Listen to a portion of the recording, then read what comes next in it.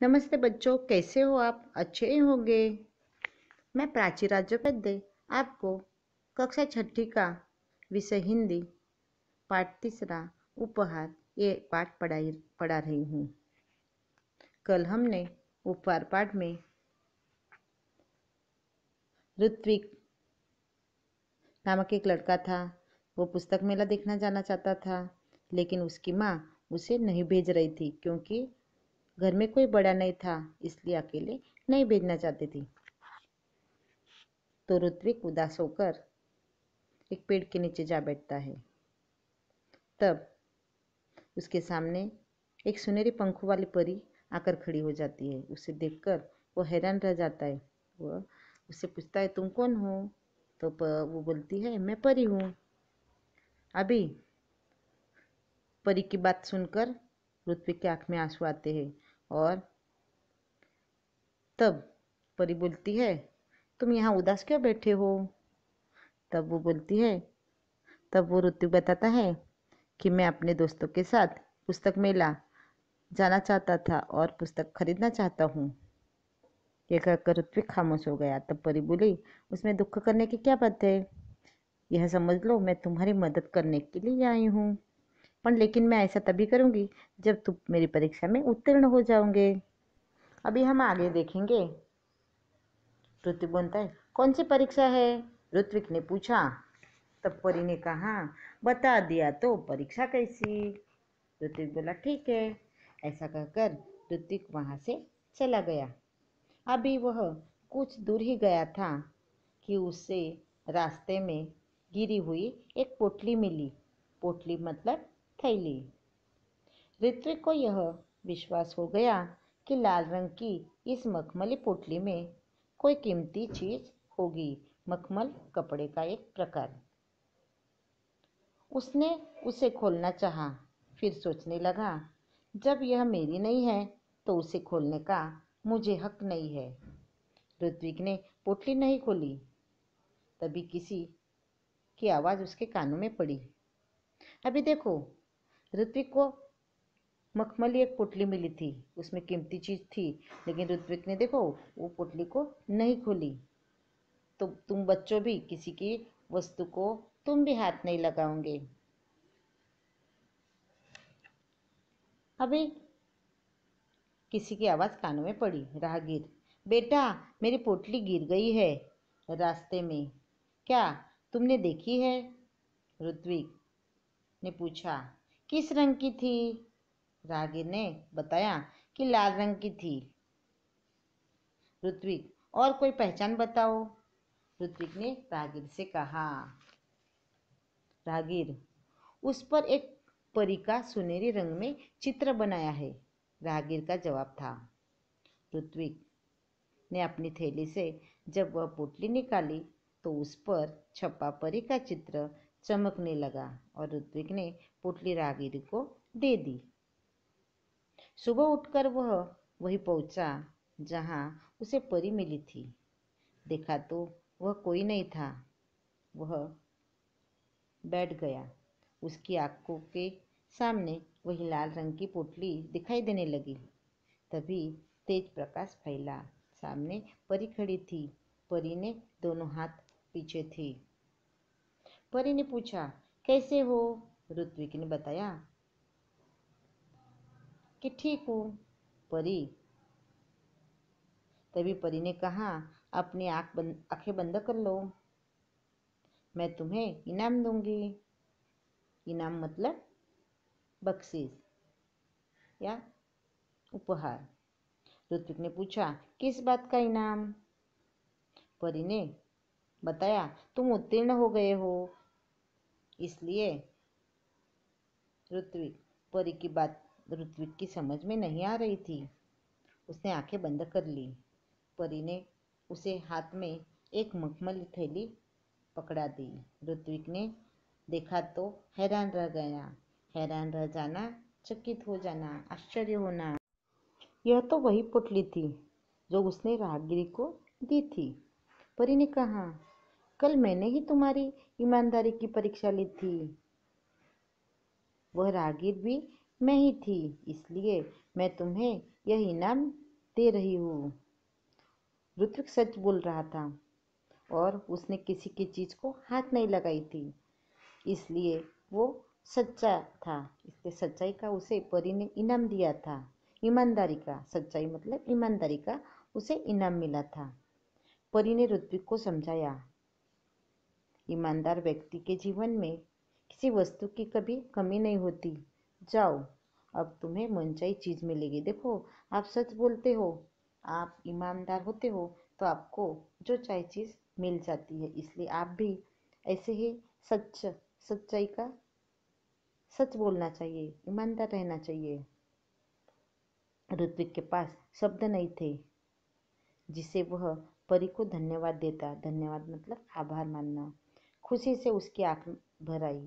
तो देखो, इस ऋत्विक को इतना आनंद हो गया कि जो उसकी आंख में आंसू आ गए, आनंद के आंसू आ गए थे।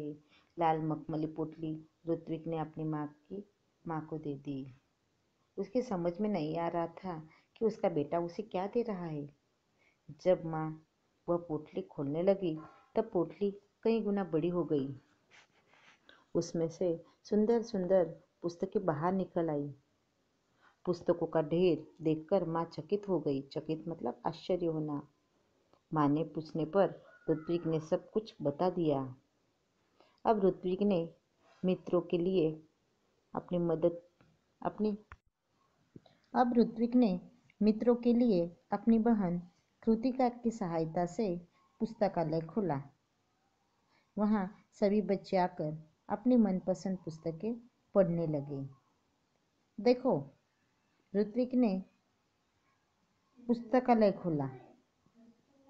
पुस्तकालय में अलग अलग तरह की पुस्तकें रहती है और पुस्तकों को पढ़ने के लिए कोई भी आ सकता है। छोटे बच्चे से बड़े तक कोई भी पुस्तकालय में आके पुस्तक पढ़ सकता है। जिन्हें पुस्तक पढ़ना बहुत अच्छा लगता है, उसके घर में पुस्तकें नहीं रहती, वो आकर पढ़ सकता है। इसलिए ऋत्विक ने क्या किया, सबके लिए पुस्तकालय खोला कि जिन बच्चों को पुस्तक खरीदने के लिए पैसे नहीं होते या खरीद नहीं सकते, इनको आकर वो पढ़ सकते हैं।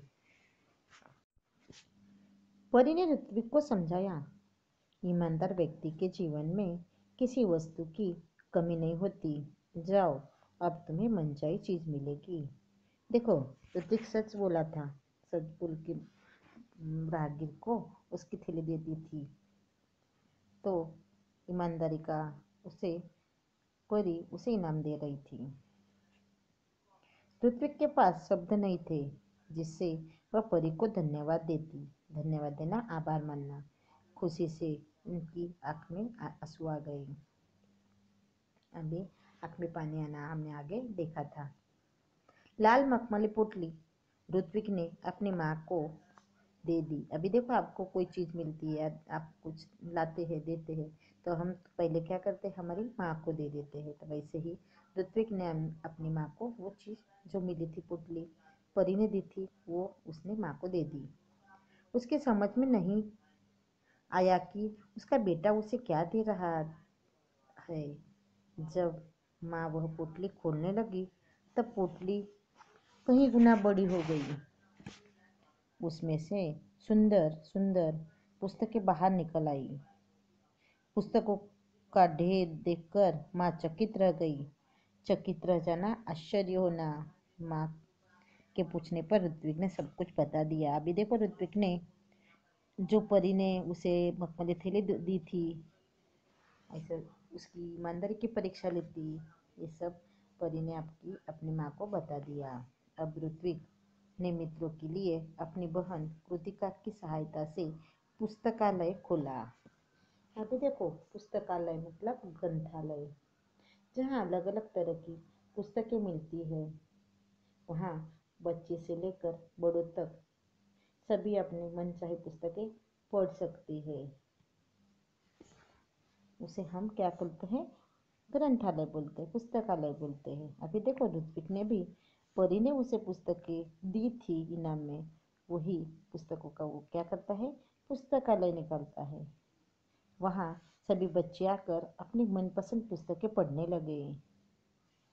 उसको पूरा गांव पुस्तक मित्र के नाम से जानने लगे। अभी ऋत्विक को भी पुस्तक पढ़ना बहुत अच्छा लगता था। वैसे उसके मित्र सभी गांव के बच्चे को पुस्तक पढ़ना बहुत अच्छा लगने लगा था, क्योंकि ऋत्विक ने पुस्तकालय खोला था सबके लिए। इसलिए सबकी मनचाही पुस्तक पढ़ने मिल रही थी। इसलिए पूरा गांव ऋत्विक को पुस्तक मित्र के नाम से जानने लगा। ऋत्विक ने पुस्तकालय को ही अपना जीवन का ध्येय बना लिया। उसका सारा समय पुस्तकों के बीच बिताने लगा। अभी देखो, ऋत्विक को भी पुस्तक पढ़ना बहुत अच्छा लगता था, और सबको पुस्तक पढ़ते हुए देखकर जो आनंद मिलता था, उससे ऋत्विक बहुत खुश हो गया था। और उसने मन में ठान ली थी कि मैं आगे आगे जाकर यही अपना जीवन का ध्येय ऐसा ही बनाऊंगा कि सबको आनंद मिले। पुस्तक पढ़ने के बाद सबको आनंद मिले। पुस्तक, आपको मालूम है, पुस्तक पढ़ने से आपको ज्ञान मिलता है। पुस्तक, हमें भी पुस्तक पढ़नी चाहिए। पुस्तक पढ़ने से हमारे ज्ञान में बढ़ बढ़ जाता है। इसलिए हम भी, तुम भी, सबको पुस्तक पढ़ना चाहिए। एक दिन पुस्तक पढ़ते पढ़ते ऋत्विक की आँख लग गई। अभी देखो, ऋत्विक को इतना अच्छा पुस्तक लगने लगा था कि वो अब पढ़ते पढ़ते नींद भी आ गई थी। देखता है तो क्या होता है, पुस्तक उसे बातें करने लगी। अभी सारा दिन वो क्या करता था, पुस्तकों के साथ रहता था और वो पुस्तक भी पढ़ता था। पुस्तक पढ़ते पढ़ते एक दिन क्या हुआ, वो नींद में ही उसे पुस्तक बातें करती है ऐसा वो सोचने लगता है। उसे एक पुस्तक ने पूछा, ऋत्विक, अगर तुम अपने जीवन में बड़े आदमी बनोगे तो क्या तुम हमारा साथ छोड़ दोगे, हमें भूल जाओगे? ऋत्विक ने कहा, नहीं नहीं, अब तो तुम ही मेरे साथी और मित्र हो। देखो, मित्र साथी किसे कहते हैं? जो हमें दुख सुख में मदद करता है उसे हम मित्र कहते हैं, साथी कहते हैं। वैसे ही ऋत्विक सब तरह से पुस्तक उसे मदद कर रही थी, उसे ज्ञान दे रही थी। इसलिए उसने उसे मित्र बना दिया था। तभी किसी ने दरवाजे की घंटी बजाई और उसकी नींद टूट गई। अभी वो नींद में ही पुस्तक उसे बातें कर रहे हैं वैसा ऋत्विक को लग रहा था। और फिर उसकी नींद, जब दरवाजे की घंटी बजती तो उसकी नींद टूट जाती है। और जागने पर देर तक सोचता रहता है कि आगे चलकर जागने पर देर तक सोचता रहा कि आगे चलकर वह बड़ा सा पुस्तक भंडार खोलेगा। पुस्तक भंडार मतलब वहाँ बहुत सारे, पुस्तकालय में तो पुस्तक होती है, लेकिन पुस्तक भंडार में जिस पुस्तकालय में वो पुस्तकें नहीं होती वो ये पुस्तक भंडार में मिलेगा। और सब लोगों को पुस्तक पढ़ने को मिले, ऐसा वो ऋत्विक सोचता।